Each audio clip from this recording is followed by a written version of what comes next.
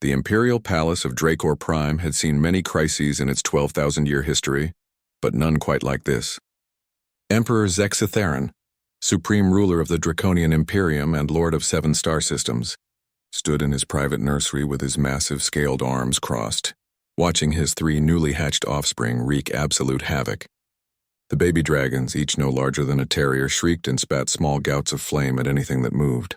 2 draconian nursemaids lay unconscious in the corner, their ceremonial robes singed and smoking. "Your Majesty," said High Chamberlain Vortek, keeping a respectful distance from the chaos. "We have exhausted every option. The hatchlings refuse all sustenance. They have injured 17 caregivers in the past 2 cycles. If they do not feed soon..." He left the grim conclusion unspoken. The Emperor's golden eyes reflected centuries of wisdom and at this moment profound worry. Dragon hatchlings were notoriously difficult, but his offspring seemed particularly volatile. In Draconian culture, the first feeding was sacred. It would determine the hatchling's temperament for life. But traditional methods had failed spectacularly. "Send for the human," Zexatheron said suddenly. Vortek's head crest flattened in surprise. "Your Majesty? The human nurse? But she has only been with the medical corps for 3 months. She knows nothing of our ways." "Precisely," the Emperor interrupted. "Send for her, now." 20 minutes later, Sarah Chen stood in the imperial nursery, her blue medical scrubs looking decidedly out of place among the gold-threaded tapestries and crystalline pillars. She was short by human standards and positively tiny compared to the 3-meter-tall draconians. But she held herself with quiet confidence. "Nurse Chen," the Emperor addressed her formally, "my hatchlings are dying. Every expert in the Imperium has failed. I understand your species has certain unconventional approaches to problem-solving." Sarah surveyed the scene with practiced eyes. The 3 baby dragons huddled in the far corner, hissing defensively. Their scales, which should have been lustrous and bright, appeared dull. Their movements were sluggish despite the aggressive displays. The feeding bowls placed throughout the room sat untouched, filled with what looked like raw meat and some kind of glowing liquid. "May I approach them, Your Majesty?" Sarah asked. "You may try," Zexatheron said grimly. "Though I warn you, they have bitten every..." He stopped mid-sentence as Sarah did something no draconian had thought to do. She sat down on the floor, cross-legged, and simply waited. The baby dragons watched her suspiciously, but she made no move toward them. She didn't speak, didn't reach out. She just sat there, relaxed and still, occasionally glancing at them with soft eyes before looking away. Vortek leaned toward the Emperor. "What is she doing?" "I have no idea," Zexatheron murmured, but something made him hold up a hand to forestall any interference. After 5 full minutes, the boldest hatchling, the green-scaled female, took a tentative step forward. Then another.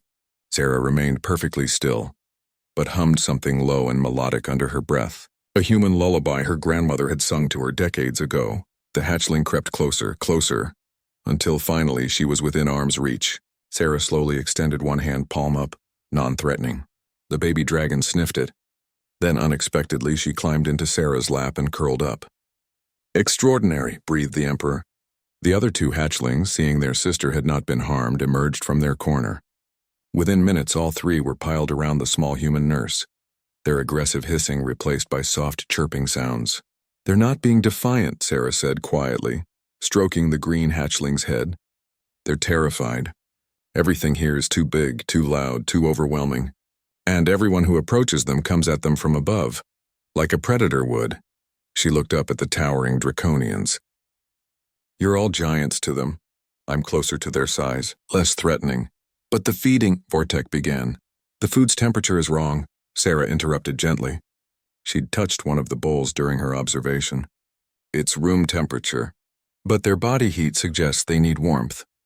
Baby Earth reptiles often refuse food that isn't properly warmed, and the portions are too large, intimidating for newborns who don't know how much they should eat." She looked directly at the Emperor. "With your permission, Your Majesty, I'd like to try something."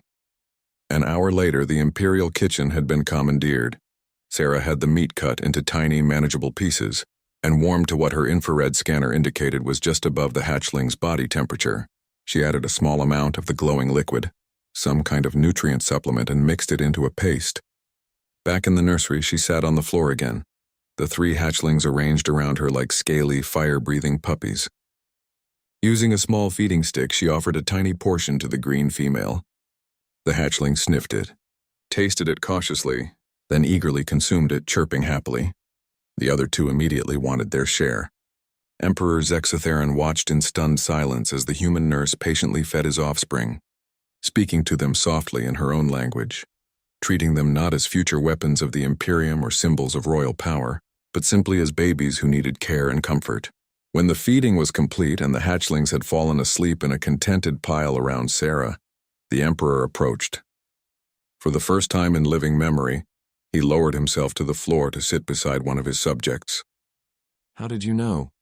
he asked quietly. Sarah smiled tiredly. "I didn't really, but I've worked with human babies, and puppies and kittens, and once a baby kangaroo at a wildlife rescue. The species changes, but fear looks the same across the universe. So does the need for gentle care." She looked at the sleeping dragons. "They're magnificent, Your Majesty. They just needed someone to see them as children first and dragons second." Zexatheron was silent for a long moment. Then he placed one massive clawed hand gently on Sarah's shoulder, a gesture of profound respect in draconian culture. "Nurse Chen," he said formally, "I hereby appoint you chief caretaker of the Imperial hatchlings. Your quarters will be moved to the palace. Your salary will be increased by a factor of 10. And when these 3 grow to lead my armies, they will remember that a human taught them their first lesson, that true strength sometimes lies in gentleness." Sarah looked down at the sleeping babies, one of them snoring tiny puffs of smoke, and smiled. "I accept, Your Majesty. On one condition." The Emperor raised his head crest in surprise. Few beings dared make conditions to him. "We do this my way," Sarah said firmly. "Feeding schedules, sleep routines, playtime, socialization, all according to what's best for them, not what's traditional." "Deal?" For the first time in months, Emperor Zexatheron laughed, a deep rumbling sound that shook the crystals overhead. "Deal, Nurse Chen. I believe my empire is about to learn a great deal from humanity." As news spread through the palace and eventually across the Imperium, it became another story in the growing legend of humans. The small, soft species that had no scales, no natural weapons, no intimidating size, but possessed something the universe was only beginning to understand. An almost supernatural ability to look at any problem, no matter how alien, and think, "Have we tried being kind?" The baby dragons slept on, unaware that their peaceful slumber was about to change interspecies relations forever. And Sarah Chen, exhausted but content, kept watch over her unlikely charges, humming softly in the darkness of an alien palace, proving once again that sometimes the most brilliant solution is also the simplest. Humanity had entered the galactic stage not with weapons or technology, but with compassion, and the universe would never be quite the same.